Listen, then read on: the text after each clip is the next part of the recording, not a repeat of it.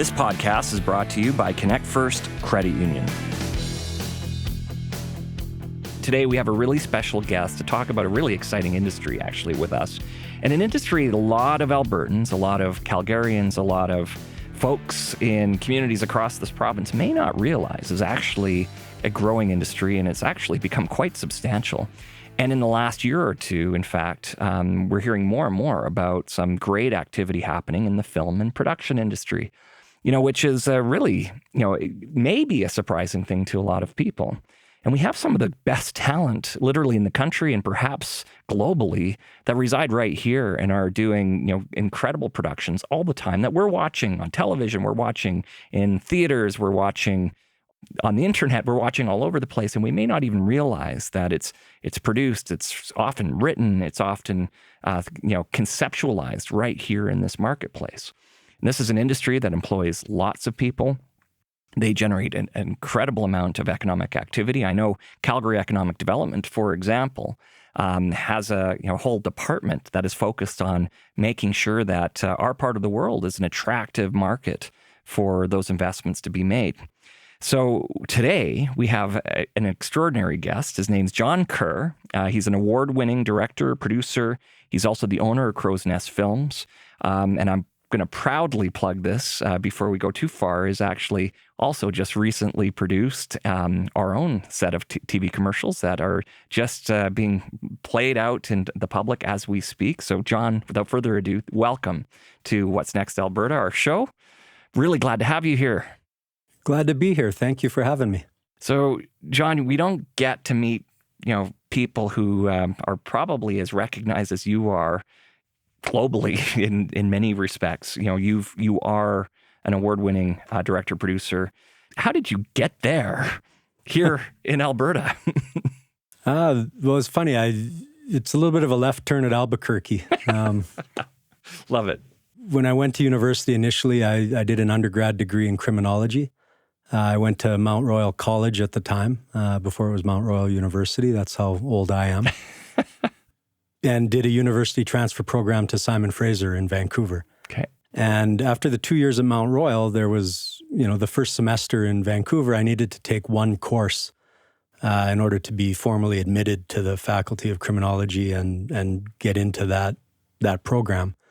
It was a philosophy of law class. So for that first semester in Vancouver, I thought, well, I'm going to do some things I'm interested in. So I got a couple of part-time jobs doing like loss prevention and security and stuff, and decided to take courses that I maybe otherwise wouldn't take.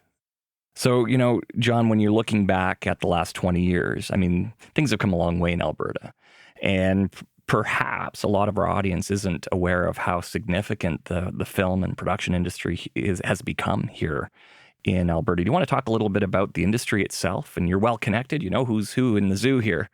What's it look like today? It's on a big rebound right now is probably the best way to describe it. Over the years, it's been a lot of feast or famine. It's either very busy or there's nothing going on. And in my 20 years in the industry or whatever, I've seen 2 or 3 cycles of growth and then retraction, I guess would be the way to describe it. In that time, I think when I started in the industry, there was maybe 2 or 2.5 crews in Alberta as a crew base. And I sort of, over the course of 10 or 12 years, watched that grow to about 4.5 maybe, to a point where in about 2014, 2015, there were 5 movies shooting, and I produced a Hallmark movie with Nomadic Pictures. And everybody told me there's no crew. We don't have the crew base to do this. There's nobody left. You guys should go to Vancouver or Winnipeg. And I said, no, we're good. There's 6.5 crews in Alberta right now. I can attest to that because there's 5 shows shooting. There's 1 show wrapping, and I'm the 6th show, and I'm crewed, right? So I think that was a real, sort of high point and pinnacle for us. It would have been, 2014, 2015. Okay. Somewhere in there. And then what happened is a thing that we call the surge in the industry. And that was the streamers, particularly Netflix, but others. There was a huge surge in production in centers like Vancouver, Atlanta, Toronto, Different cities around North America really exponentially increased their production capacity. And what happened was it drew a lot of people to those centers. So, I think in a matter of 2 or 3 years, we had a real, not a setback, but just a diminished capacity here in Alberta where, we were hit with a few things. There was a bit of a recession. For whatever reason, productions weren't necessarily choosing to come here. I'm not in a position to really speak about why that might be or what caused that. But in addition to that, some people retired and left the industry, and a whole bunch of other people ended up migrating to Vancouver. And if we were, 6 or 6.5 crews in 2014, 2015, by 2017, 2018, we were down to about 4 probably. Okay. Since then, I think we dipped a little below that, and now we're back up close to 4 again. Okay. And what's happening right now, though, is a surge that's happening here. I'm trying to remember the actual numbers and statistics. I'm probably not the guy to give you those accurately, but I think our volume of production was probably around 200 to 300 million in terms of scale and size of our industry. Like that was the revenue up until last year. And last year was a bit of an anomaly, obviously, with COVID, where everything dropped off a cliff. But prior to that, 200 to 300 million was kind of where you'd find Alberta as an industry. To put that in perspective, the industry in British Columbia is over 3 billion. Right. Same with Ontario, it's over 3 billion. So in the context of Canada, you have Ontario and BC as number 1 and number 2 on any given day with the motion picture industry. Then you have Quebec, and traditionally you've had Alberta. But we were actually, starting to be challenged by Manitoba the last few years, which has had a huge surge in production and capacity themselves. Interesting. So anyway, prior to COVID, we had an almost record year, mainly on the back of Ghostbusters, the Ghostbusters Afterlife film. I forgot they did that here, yes. That was made here and should be coming out soon. And since then, we had a dip with COVID, and right now we're projecting to be up to 400 million as an industry this year, 2021, in Alberta. It's a really good time for anybody who might want to get into the film industry, to get in at the ground level. There's a really great ability to transfer skills from oil and gas actually into the film industry. We need accountants, we need people to run heavy equipment. Right. We need electricians, we need safety people. I think there's a real opportunity there for Alberta to transition some people and some things into a new area. And of course, a lot of big productions. We have a beautiful environment. There's a lot of good reasons here, and small towns that look like the Old West, and yet we got modern cities, and we've got the mountains. There's so much good reason. Everything except an ocean. Yeah, everything except an ocean. There you go. And I've faked that a couple of times and seen it done very well a couple of times too. There you go. Winnipeg doesn't have an ocean either. Last I checked, I grew up there. So, but I'm curious about your experience when you think about outside of big film. There's a lot of corporate entities headquartered here. A lot of big business in Alberta, and I know a lot of them may not be aware that there is this industry here, this capability here, and often are going to Toronto, wherever, to get productions done. What would you say to them? Well, I think even beyond corporate storytelling and brand filmmaking, I would say to anyone, financial institutions, high net worth individuals, anybody who's in a position to participate in the motion picture and television industry, whether it be through hiring, a local ad agency or production company to create a brand film or a commercial for your company, or investing, as an equity investor, even in a fund or a project. There's a really incredible talent base and crew base here in Alberta. There's beautiful locations, but more than that, I think we as Albertans really need to hold ourselves and each other accountable and start telling our own stories and owning our own stories. And that's one of the things I think that, I'm most proud of and very happy about with this work we just did for Connect First.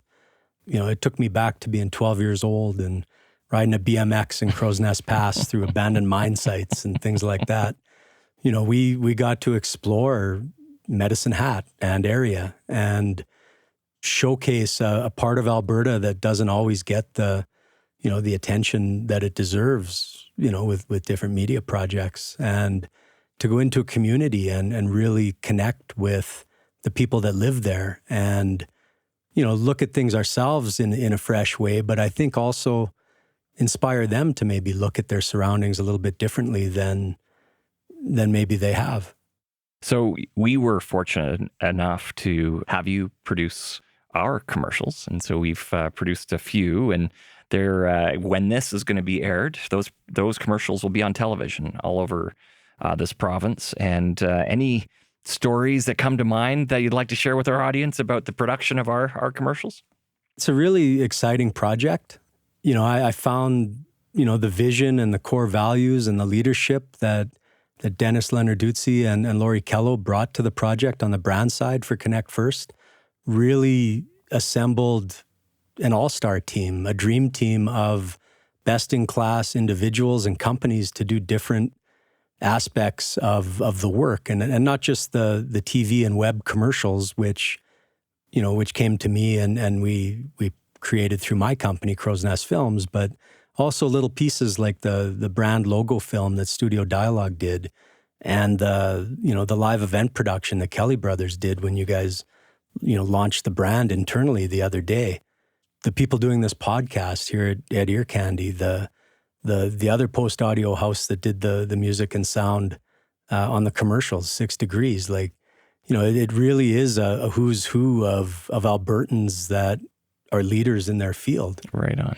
And Connect First, showing the leadership in creating an environment where, we can do our thing, which is make pretty pictures and tell stories, is amazing. I have not experienced that, recently in my career, where a brand has the fortitude and the vision to tell these stories the way they're being told, but also to sort of get out of the way and let people do it and tell it and to really walk the talk. And I think you guys should be commended Thank you. From the top down for, not just allowing that to happen, but, cultivating an environment where that can happen. Thank you, John. That's very kind of you to say. But we have world-class talent here. Why would you want this to be done anywhere else by anyone else when we live here? Well, I can think of other brands, and they shall remain nameless, that they know who they are if they're listening.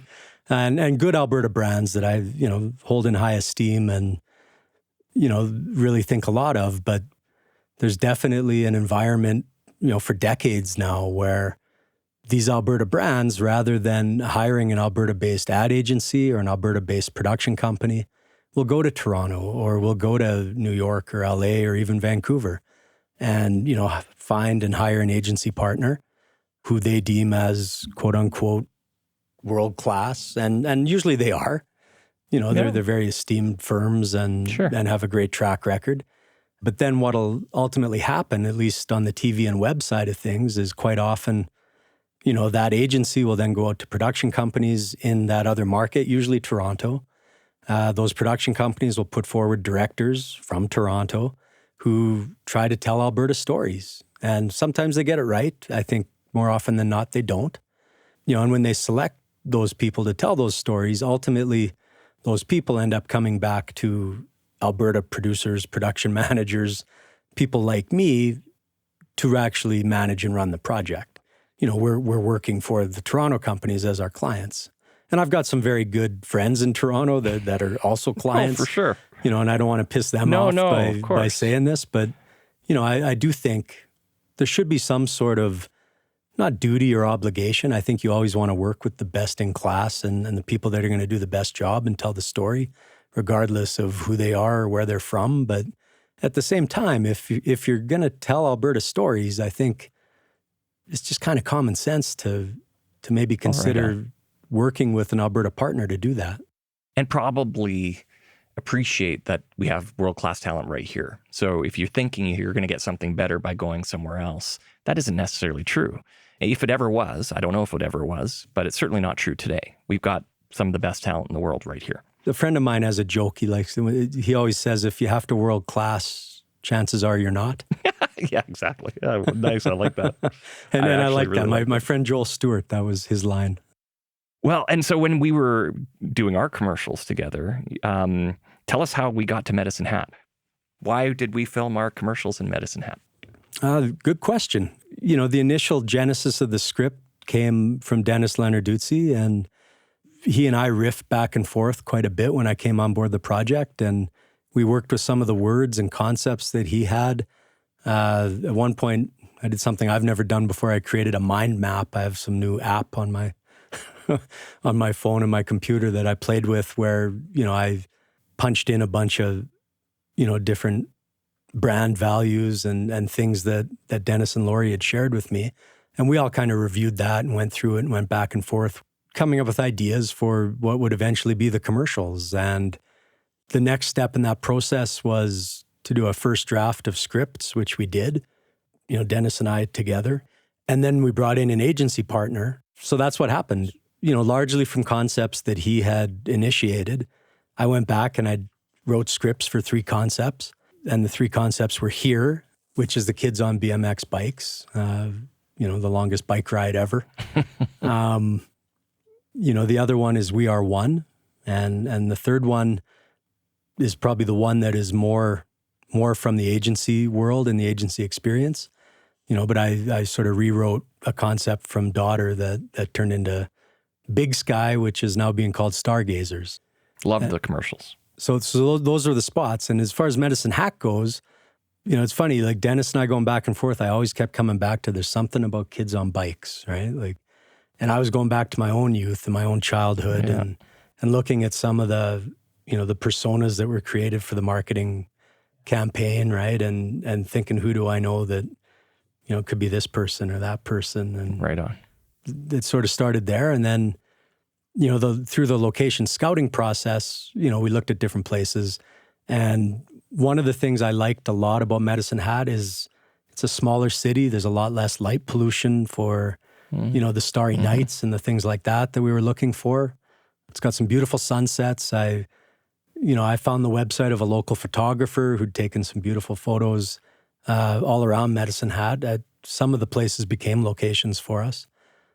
For the Here spot in particular with the BMX kids, I really wanted to explore the metaphor of, Alberta changing and becoming new and a place that's welcoming to everyone. And whether we're from here or became here and, we all found our way here, those words, those sound bites, those things started to resonate.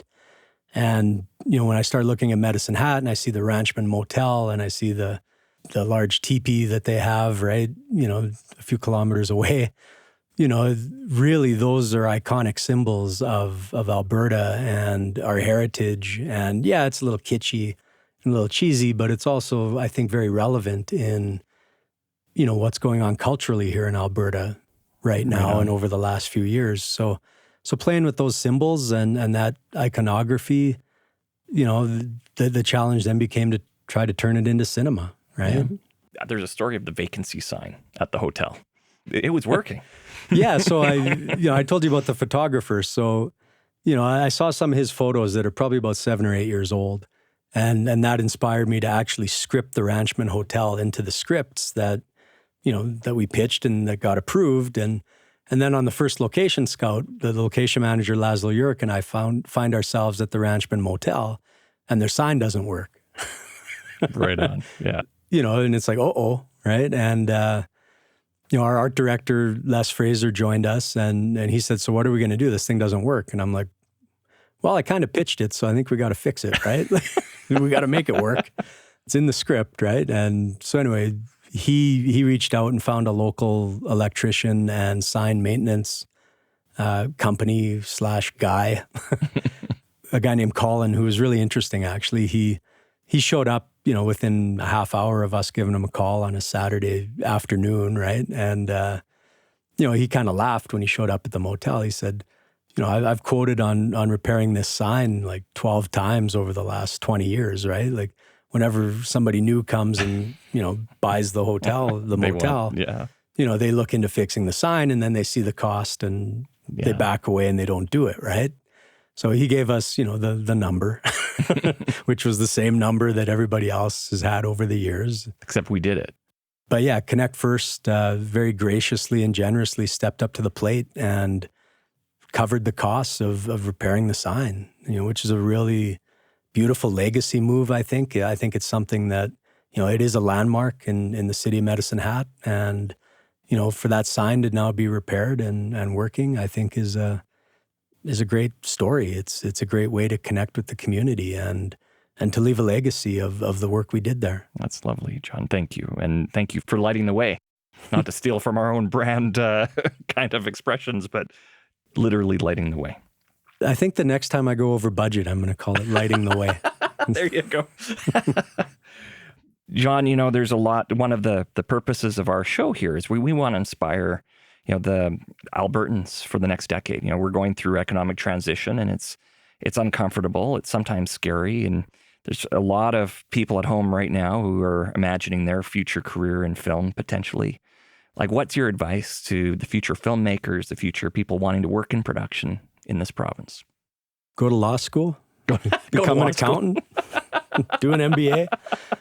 No, I'm kidding. I think film as a medium is a beautiful way for humanity to express itself, to tell stories, to connect people of all different races and cultures and ethnicities and languages. Yeah, right on. Cinema transcends. There's a universality with that art form that I think has never before been seen in the history of mankind. So, I think if someone wants to be a filmmaker, to have cinema as their medium of expression, I highly encourage them to go and study as many films and filmmakers as they can, to apply to make films first and foremost. You don't need permission to make a film. It's easier than ever to make your own films. You can make them on your phone. Right. You can edit them, deliver them, everything. So I really encourage people to explore that and to do that and to go to a good film school where they can learn that and practice that and come out and be filmmakers if they want to be filmmakers. On the other side of that ledger, there's film workers, and, there's crews of 70, 90, 120, 200, sometimes 500 people making some of these really big blockbuster movies and series. I don't want to say that you're just a cog in the wheel if you're working on those kinds of things, because you're not. You're more than that. You're a well-paid, well-respected, much-needed cog in the wheel. But it is a different thing. Like, you're not out there creating in your voice and amplifying it. Right. You're working. It is more of a job. It's that kind of a career. So, I would differentiate between the two things, being a filmmaker and being a film worker. And there's nothing to say that you can't be both or be one or the other at any given time. I'm probably a good example. I think there's probably even better examples here in Alberta of people that have started out working on set after having gone to film school, that are now, really coming into their own and working as writers, directors, producers, and finding their own voice and telling our stories. Right on. So one of the questions we ask every guest is advice for us. As we're trying to reimagine what a credit union needs to look like to help Alberta through this next decade, reimagine and reinvent what a credit union needs to be to really connect with people in the future. What advice do you have for us to create that credit union for the future? I love the credit union vibe. I always have. I grew up in a coal mining town, and, there was a credit union. And, a lot of people, that's where they did all of their, we would call it banking, but I guess it's not quite banking. It's credit unioning. Yeah. We like to think it's better than banking. But financial services, right? Yes, totally. Yeah, a lot of people in my hometown swore by it. And I think, I think the various credit unions that have now amalgamated under your banner, each one of them has a rich history, as a part of Alberta going back to, I don't know, the 1930s. For sure. Perhaps even before, yeah.